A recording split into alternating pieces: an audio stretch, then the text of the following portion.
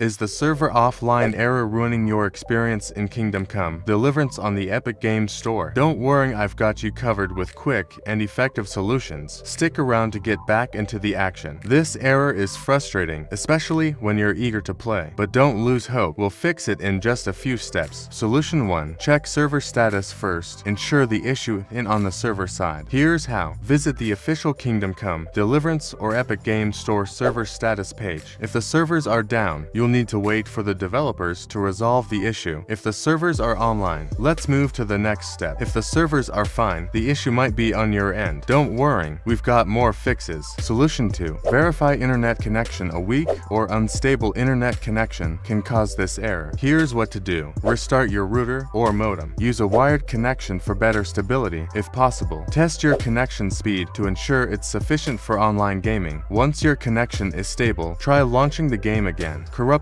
or missing files can also trigger the server offline error. To fix this, open the Epic Games launcher and go to your library. Click the three dots next to Kingdom Come, Deliverance, and select Verify. The launcher will scan and repair any problematic files. Once done, restart the game. Still having issues? Don't worry, the next solution might do the trick. Solution 4. Adjust firewall or antivirus settings. Sometimes your firewall or antivirus might block the game from connecting to the servers. Here's how to fix that. Open your firewall or antivirus settings, add Kingdom Come, Deliverance, and the Epic Games launcher to the list of exceptions or whitelist them. Save your changes and restart your PC.